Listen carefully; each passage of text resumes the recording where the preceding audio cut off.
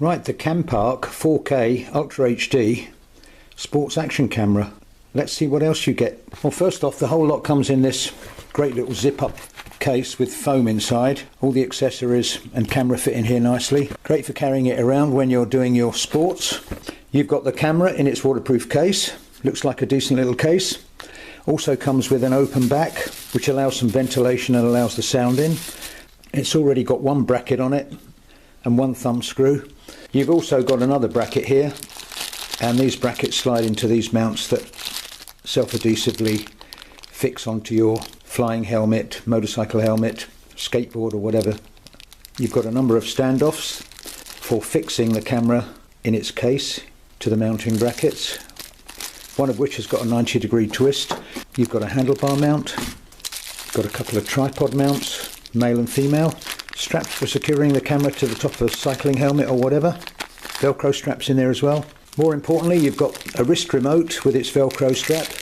This is normally a £10 extra with a lot of cameras, but enables you to stop-start the video from probably as far as 10 metres. I haven't tested this one, but they tend to have a range of about 10 metres, or you can take a still. The camera comes with two batteries. There's one already installed, and you've got a spare battery, which should give you quite a good 2 or 3 hours recording time. You've got USB charging cable, lens cleaning cloth, some cable ties and a wire strop for securing the camera. You've also got a bit of kit that I really like, a skeleton case, which is basically an open frame case that you can put the camera in when you don't need it to be waterproof. It's got a tripod mount at both ends. Also, it has this backpack clip that clips in here so that you can clip it onto a harness when you're walking or mountain biking or doing a dry sport. When I'm paragliding, I clip it onto the chin guard of my full face paragliding helmet. It means I can actually turn the camera on and off while I'm flying, which I find very useful. Yeah, good bit of kit. And of course you've got the manuals for the remote and a little card with an email address for support, which is nice to see. Camera case looks nicely made, easy enough to open. Just pop that back, drop the camera out. The camera doesn't come with a micro card, but it will take up to 32 gig, and it's always recommended to use a good brand. I'm using SanDisk. If you use a poor quality card, you are liable to get poor video, and I do get complaints on YouTube about people talking about some of the action cameras having jerky video and other problems. A lot of it can be down to a poor card. Some of these fakes around. Get a good brand card. Card goes in, logo side towards the back, like so. I've already charged it. They say in the manual 5 hours charging, but it already had some charge in it. So I'm going to come back in a minute and let's see how this camera operates. Right, the Campark, let's take a closer look. On the front here you've got the power button, which turns the camera on and off. Short press on. Also works as a mode button, which enables you to scroll through the menu settings with the aid of the scrolling buttons on the end and the shutter release on the top. So as you can see, shutter release on the top. There's a red LED here that actually flashes when you're recording.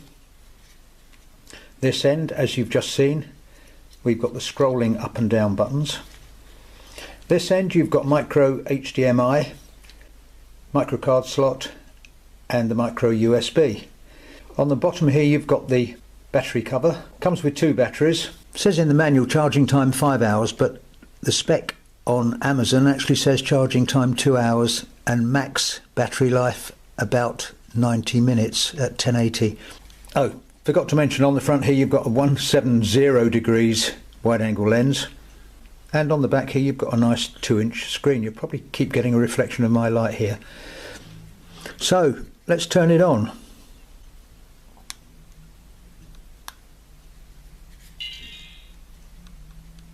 In fact, I'm going to turn that lamp off. Right, so nice little screen here showing me battery life. It says I'm in 1080/60 and that I've got an hour and 30 minutes recording time on the 16 gig card. Little symbol there shows that I'm in video mode. So start recording, press the shutter release, counting down the duration of the video. and there's a red light flashing here to tell me that I'm recording, and the little video symbol's gone red. Short press again, I've stopped recording. To change to camera mode, short press of the power stroke mode button, and I'm in camera mode. 12 megapixel setting with a capacity for 2,970 images on that card. Oh, did I mention you've got battery state there as well? And I'm on the wide setting as far as the image goes. So short press, click, you can hear the shutter sound taking a still. Another short press of the mode button on the front. I'm in burst photo mode, so this will take a series of photographs with one click. Click, click, click. 4 pictures there in a burst. I'm not sure if you can change the settings. We'll see when we get into settings. And another short press of the mode button, and you're in what they call time lapse, but in fact it's periodic photographs. So it will take a series of photographs at the preset interval, which you could stitch together in a movie edit program to make a time lapse video. Another short press, you're in settings menu.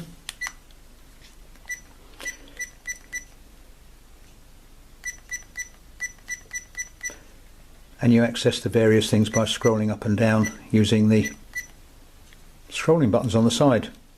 When you get to the X, you can leave by pressing the shutter button. So video resolution you can change, and so on. So we start off with video resolution. To access that menu, press the shutter button, and I can scroll up and down through the various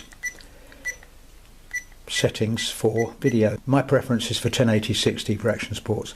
So, but let's say I want 1080-30, select that, press the shutter release, and to come back out of that, scroll up to the little X, press the shutter button, and as you can see I'm in 1080-30 now.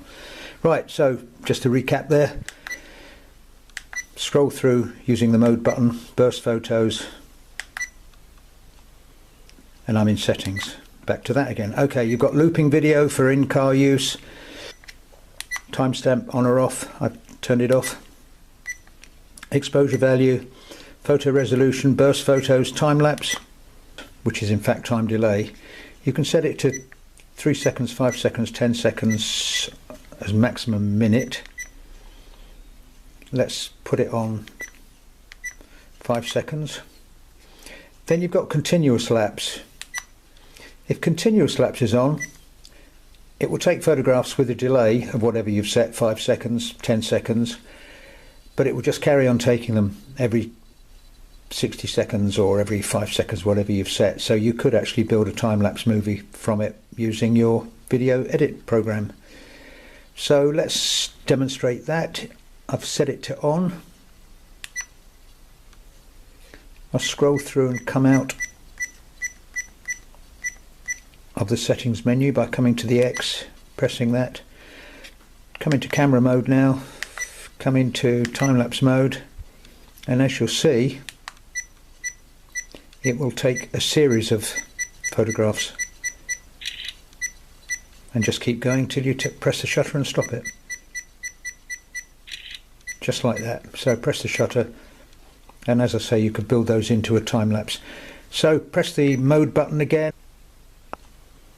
and I'm in settings. Back to that again. Okay, you've got looping video for in-car use, timestamp on or off, I've turned it off, exposure value, photo resolution, burst photos, time lapse, continuous lapse, power frequency is your local mains frequency, 50 or 60 Hertz, language, date time, sound indicator, upside down, that's for car use, screensaver, power saver, format the card, reset, sets it back to factory settings, and firmware version, which says is Campark ACT 73, and it's very recent, 9th of August 16.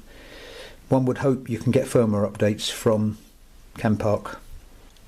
Right, to come out of that, press the shutter release and scroll up, and now I've got the X. I can come out of that.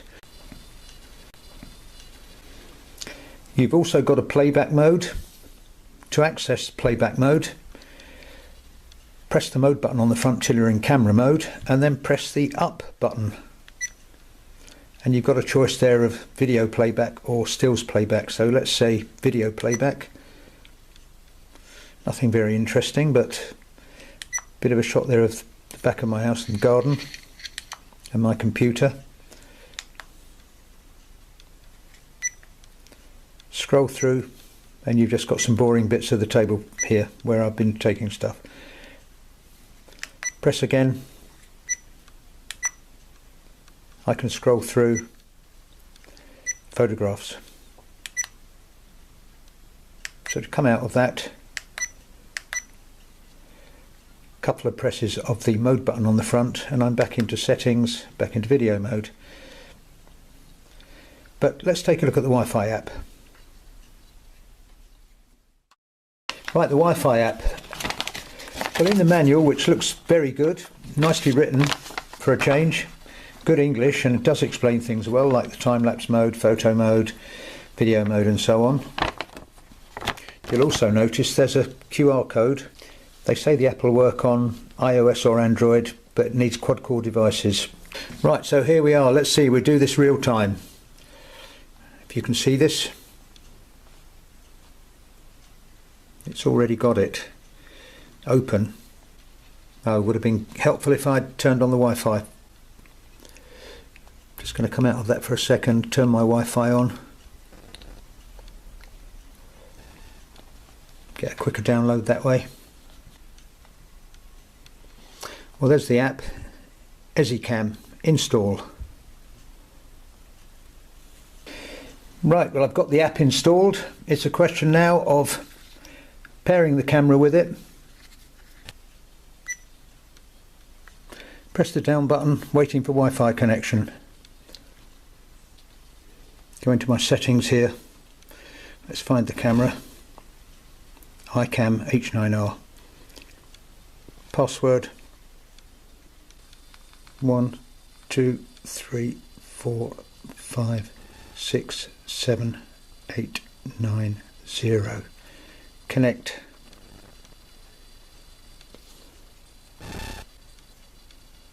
Do I want to connect? Yes. So now with a bit of luck, if I go into EasyCam, add device, it says I'm connected to iCam. And as you can see, it is. Showing me the battery state. I can start recording by pressing record. I can change to camera mode. I can change settings. Oh, forbidden because I'm recording. Change settings. Not many settings there by the look of it. White balance, power frequency. Change to camera mode.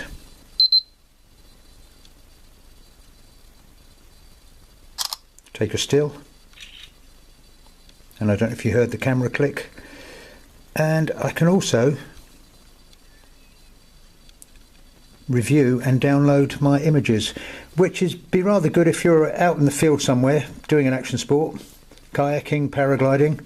You can immediately download your videos to your phone or tablet and see just what you've got. So, useful little app, and you saw in real time there that it actually worked and it connected okay for me. So, hope that'll be helpful. Oh, and to come out of Wi-Fi, press and hold the down button, it said.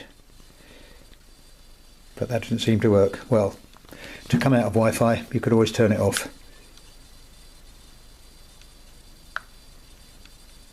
Just like that.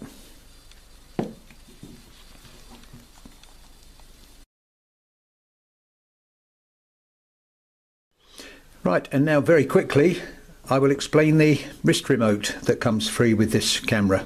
Not very much to explain really. Turn the camera on, press the grey button if you want to start recording video. 3 little beeps and you can hear them and it started recording. Press the button again Stop recording. Want to take a still? You can hear the shutter go there quietly. Want to go back to video, press the grey button and it will immediately go back to video and start recording. So simple as that. No pairing to do, don't have to turn on the Wi-Fi, and apparently it's waterproof to 3 meters they suggest, and has a range of 15 meters, which can't be bad.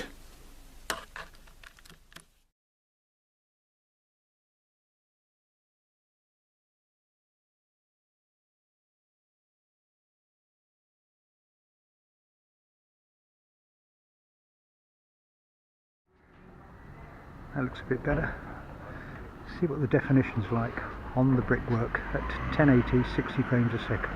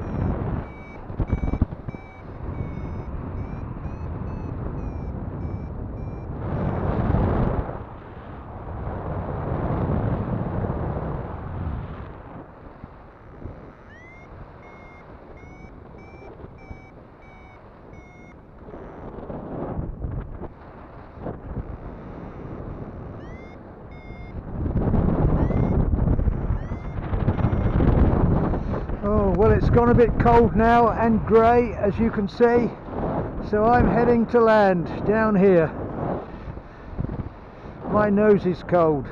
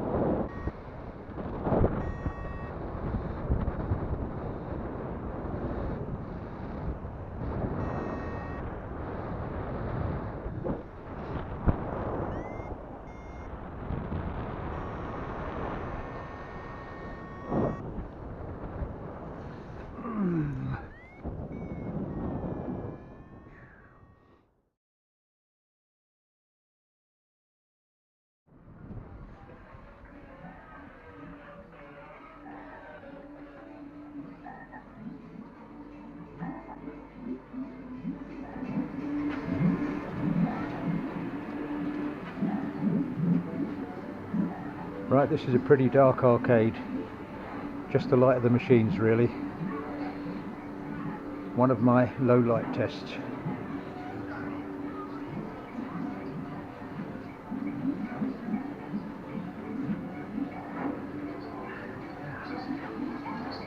And here's the governor, Tim. Hello world.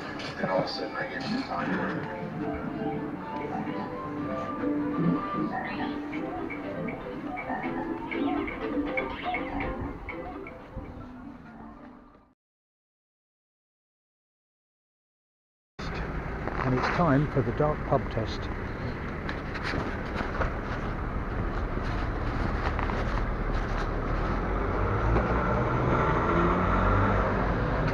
And this is a very dark pub.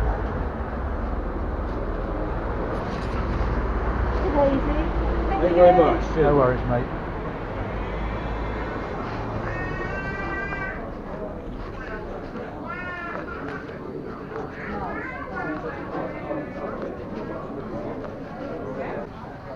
And this good-looking fella is Mark. Oh, hello. Who's one of the managers here. Oh dear God.